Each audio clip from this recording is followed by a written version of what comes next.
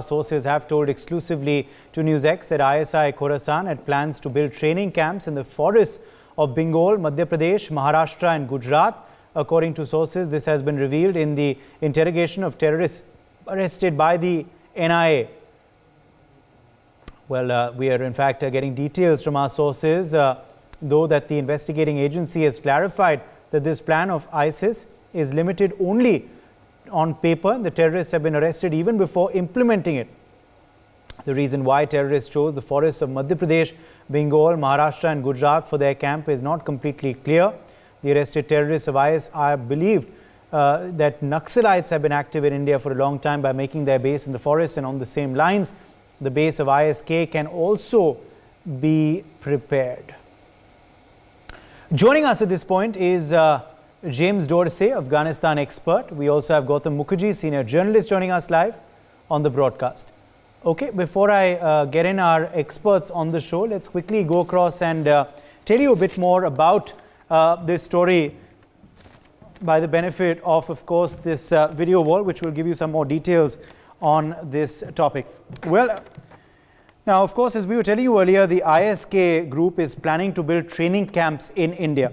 Now, these camps were to be built reportedly in the forests of Bengal, Madhya Pradesh, Maharashtra as well as Gujarat. Yes, so it was not just one part of the country where these were going to be based. It was going to be all across the country from, of course, the west in Gujarat to, of course, the east also in Bengal, to, of course, Maharashtra and central part of India, which is Madhya Pradesh. The NIA, though, has clarified, as I told you earlier, that this plan is limited just to paper, that these terrorists were actually nabbed. This module was, of course, busted before the plans could be, transacted from paper to actuality. Now, the reasons behind, of course, choosing these camp locations, as I just pointed out to you, is unknown. Now, remember, of course, this jihadi group is lethal. To just tell you about how deadly they've actually been in the recent past, let's show you what they've actually been carrying out in the last couple of years. So, in fact, if we go across to this next slide. Okay, well, yes. If we go across, of course, to this next slide, we'll be able to see how a suicide bombing was actually carried out by this ISK outfit in Kabul, Afghanistan. Yes, this bombing, which you can see on your screens now, took place at the Hamid Karzai International Airport in Kabul, Afghanistan. At least 183 people were killed in this attack, which, of course, as you can see, was extremely deadly, including 170 Afghan civilians. Yes, ordinary civilians lost their lives from Afghanistan, 170 of them, and also 13 members of the United States military. Meanwhile, we're also learning that amidst the 2021 evacuation that was happening earlier this year in Afghanistan from Abbey Gate, one of the gates which goes into the airport. The airport, of course, is very fortified. But remember, at that time, there was a huge crowd which was flocking the airport. Everywhere you looked, there were crowds and crowds of people trying to flee, of course, the almost Taliban takeover of the country, which is why this attack was targeted at one of those crowded locations, the Abbey Gate area, which is one of the gates which goes into the airport. A suicide bomber detonated an explosive belt there. So that was one of the attacks carried out by this outfit. Another attack that was also carried out in Afghanistan by the ISK was a suicide bomb attack on a mosque in the Afghan city of Kunduz. Remember, this occurred not too long back. It occurred, in fact, in October itself, and this killed almost at least 50 people in this audacious attack. Remember, of course, the target was the Shia Muslim community there. Bodies were seen scattered all over this Sayyidabad mosque, which is, of course, used by the majority Shia community. As you can see, these are people who usually go and pray at this site. Obviously, extremely emotional, extremely upset with the kind of loss of lives in this particular incident. Going across now to another picture as we get you some more details. Remember, we are learning also that almost 100 people were actually injured in this particular blast. This was, of course, in the northern city of Kunduz, which is in Afghanistan. As you can see, the mosque interiors are completely shattered, completely damaged. This attack was also claimed by the Islamic State Khorasan, the regional affiliate of the IS group. Let's now talk about the most recent attack that this terror outfit carried out. Well, that is the Kandahar mosque suicide attack. which took place, of course, in another Shia pilgrimage site in Afghanistan. This, of course, this time in the southern city of Kandahar. Remember, that attack was in the north in Kunduz. This one took place in the south of Afghanistan. This one killed at least 32 people. This was again a suicide attack that took place in the mosque, and 68 people were injured. As I said earlier, 32 people killed. Of course, the target, once again, the largest Shia mosque of the area. So the Shia community obviously being targeted. As you can see, once again, the interiors of the mosque completely shattered, destroyed by this incident. The jihadist group said 2 ISK suicide bombers had carried out separate attacks on different parts of the mosque in Kandahar. And of course, these are the ravaged pictures of course, the mosque where that explosion took place. Let's take this across now to our panelists joining us with their perspective on this as well. Let me come across to you first, if I can, Gautam Mukherjee. How do you react to these revelations coming in from the terrorists who have been nabbed already? Thankfully, that module was busted before these plans could turn from paper to actuality. But how do you react to the fact that ISK had identified 4 locations in India to begin their operations?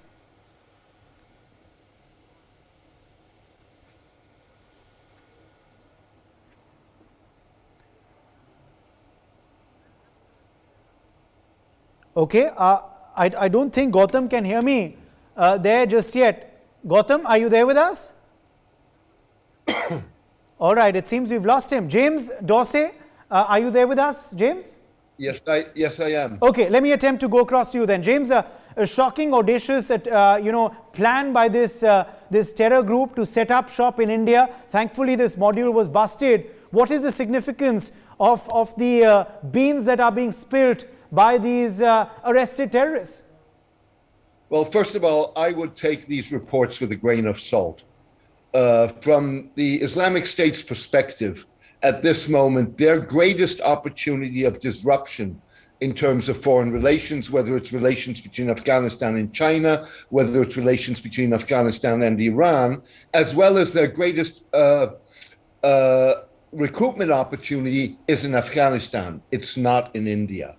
And it's where they can have the greatest impact. And therefore, it seems highly unlikely that they would be putting at this moment a greater emphasis on India rather than in a fight that they've already started with the bombings as you listed them, their denunciation of the Taliban victory and takeover in Kabul, and their determination to demonstrate that the Taliban cannot maintain security in the country. Okay, it is very, of course, significant what you're saying, James, because this group is so deadly. I've just run our viewers through 3 attacks that they carried out recently in Afghanistan in this year itself, the last being just 10 days ago. And they're lethal. They have a gang of suicide bombers who don't mind, risking themselves, who don't mind sacrificing themselves to cause as much damage as possible. So, very deadly outfit, isn't this, James? Sure, but I think you've also got to realize they're no more deadly than other groups are or have been in the past. What they are the most deadly right now because unlike Al-Qaeda at the moment, as well as various other militant groups, they still see major suicide bombings and transnational and cross-border operations as their main strategy, whereas other groups have decided, including Al-Qaeda, drawn the conclusion from 9/11 that they paid a very heavy price for that, and that they may be better in the short and middle term to focus on local issues rather than on spectacular incidents like we've seen in the past. Yes, and James, as far as, of course, now why these locations were picked, why do you believe they were trying to foray all over India, from the central part to the east to the west? Well, as I said, I have my doubts about this. So it makes, as far as I'm concerned, no sense for the Islamic State, which has several thousand. So you doubt that these individuals are from the ISK? No, I'm doubting that the accuracy of what they're saying. Okay, you're doubting the That's what accuracy of what they're yeah. saying. What I'm saying, So you do it makes believe no you do sense. believe that they are from the ISK? I have no idea. I mean, I have no independent confirmation of that. There is no independent assessment of who they are and what they told Indian intelligence. I cannot judge that, but I can judge that from the Islamic State's perspective, this makes not a lot of sense. Okay, so it doesn't make a lot of sense. But just give us more details, since you are an Afghanistan expert, of the ISK, their influence in the country. Look, they essentially, this is, I think, the way you need to look at this. They are a militant group that looks at the Taliban and others, but particularly the Taliban, as in effect as traitors, because they negotiated with the United States. They're willing to negotiate with the Chinese, and they're willing to negotiate with the Iranians, with other words, with the Shiites. They believe that if they can disrupt the Taliban's relationships with the Chinese, keep in mind that when they did the Kunduz bombing, they, in a very rare move, they identified the ethnicity of the bomber, and the bomber was an Uyghur, with other words, a Turkic Muslim from northeastern China, from Xinjiang. And that was very significant, and it was a message that they wanted to send. They bombed the Kabul airport.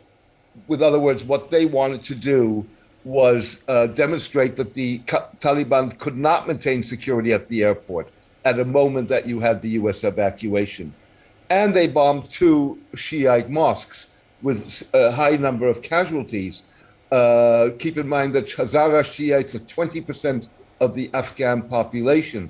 And that was clearly designed to undermine an effort by both the Taliban and the Iranians, who've had strained relations in the past, to try and figure out a modus vivendi with which they could collaborate, or in any case, maintain some stability. So that's what the Islamic State in Afghanistan is about.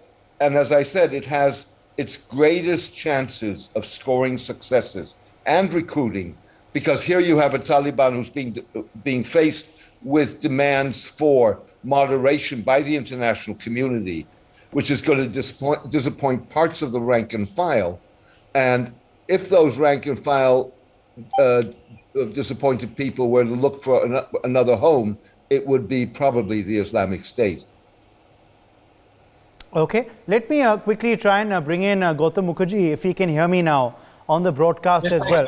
Gautam Mukherjee, James Dorsey does not want to trust the statement of these NAP terrorists, and he doesn't know whether they're from the ISK as well.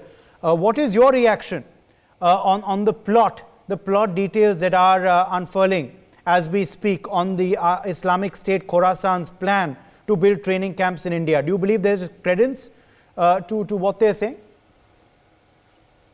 Well, the point is that in India there are a lot of collaborators, both of the Pakistan ISI as well as its depth groups, which now involve both the Taliban and possibly the ISK.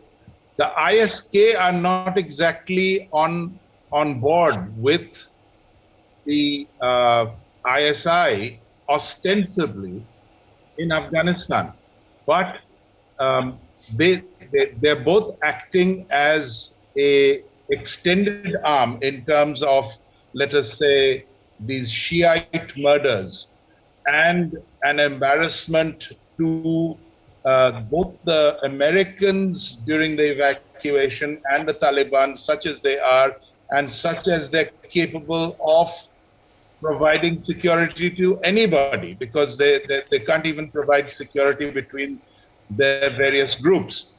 Now in India, what has always been troubling me is that we tend to focus on the terrorist itself, and often are pretty good at finding them, particularly in Kashmir, and eliminating them. the 7 years of the Modi administration, we've had very few bombings. We've had very few depth occurrences. So here we have a piece of news, or even if it is just misinformation, that talks of going into the forests of central India, which involve various states, very much like the Maoists. They can attack and melt away and come back and attack, and they are able to function in the various forests of India for now well on 3 decades without the security forces being either able to eliminate them or even anticipate what they're up to. So it is not something for, I think, the Indians to shrug off. It is possibly a call to investigate the links that these people, particularly the ISI, have evolved with various sleeper cells, with sympathizers, with overground supporters, underground supporters, financial supporters, NGOs, mosques, the Deoband. They have penetrated quite deep into the Indian setup because of our pretensions of secularism and because we are very scared of attacking the support system lest we set off something difficult to control. We are not even able to control the farmers, so-called, who are infiltrated by the Khalistanis, the Islamists, and other groups. We let it fester, we let it fester.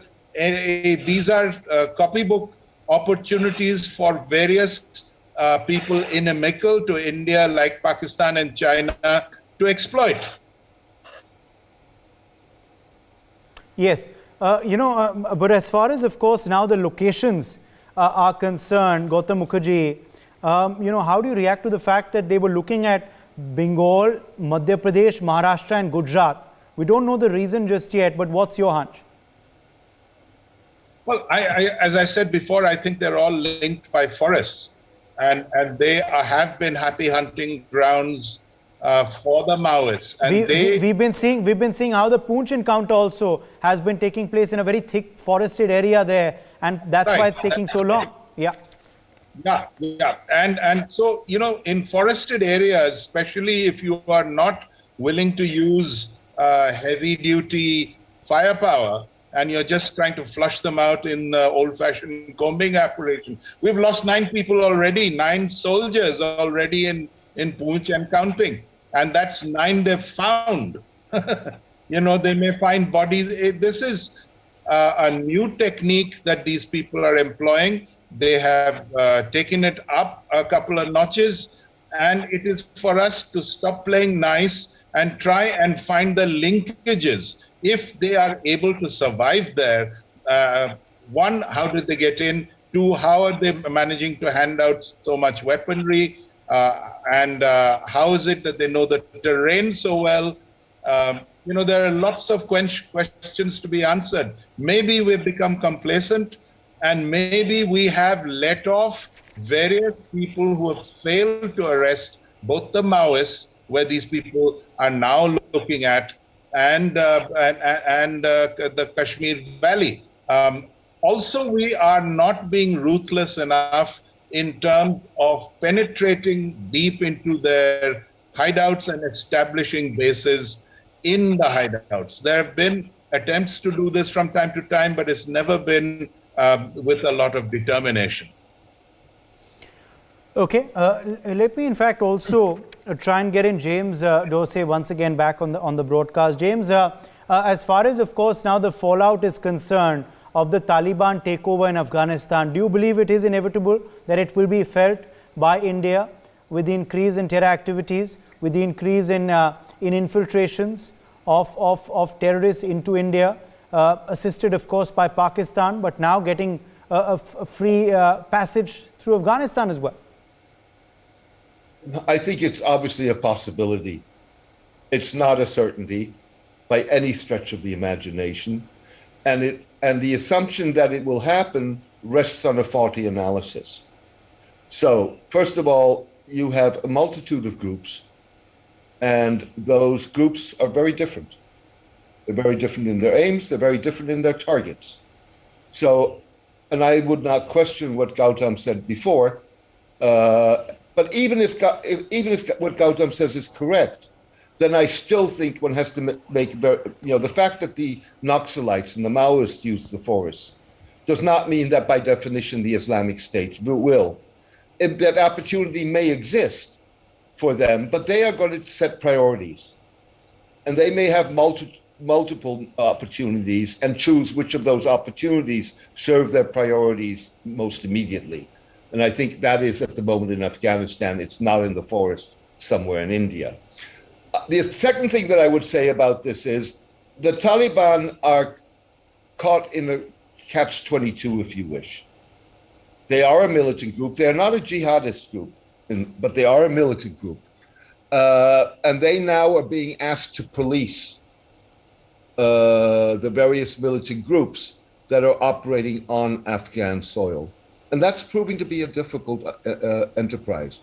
So you have the extremes, whereby you have open war, if you wish, or open conflict between the Islamic State, Khorasan, and the Taliban. You have an alliance between the Taliban and Al-Qaeda. But Al-Qaeda, while it's willing to adhere to the Taliban, it's not willing to sign on the dotted line, because it's not quite clear where the Taliban stands at this point. They did cut a deal with the Americans, and from the Al-Qaeda's point of view, they're not quite sure what that deal entails.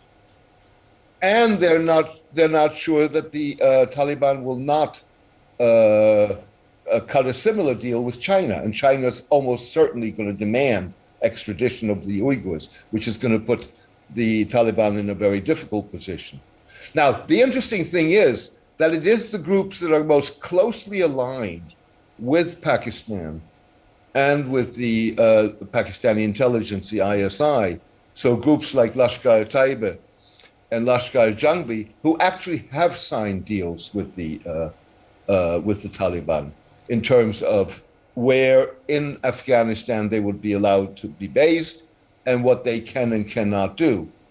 Whether or not those groups adhere to those rules, and whether or not that whole thing gets that whole apple cart, if you wish, gets upset. For example, by operations that the TTP, the Taliban, the Pakistani Taliban may carry out in Pakistan. That remains to be seen. So what we're looking at, to sum this up, is a very complicated picture with multiple moving parts, and we don't quite know how they're all going to fall together, and if they're going to fall together in the end. Okay, last word to you, Gautam. Closing comment before we end. Well, I agree insofar as that there are many moving parts. But the thing is, I think the scenario we're looking at for at least a decade or more is that the Taliban will not be any good at governance. They will always fight with themselves. Pakistan is not going to turn Afghanistan into a depth area as it fondly hopes. Instead, it will have to negotiate quite hard to keep from being destabilized itself by yet another party or parties, and this time they're Muslims, and they cannot be blamed as easily in the public perception as Hindu India. The last point I want to make is the Uyghurs will be inducted, like you can't believe, into Afghanistan, and they will be used as a leverage point with the Chinese. Under no circumstances will the Taliban or the IS or any of the other groups that use this place as a happy hunting ground as the time goes on, going to let this go. That is a ready-made opportunity to negotiate with China, and it will never be diluted. All right, let's leave it at that. My thanks to all of our guests for joining us. For more such videos, subscribe to the NewsX YouTube channel, hit the bell icon.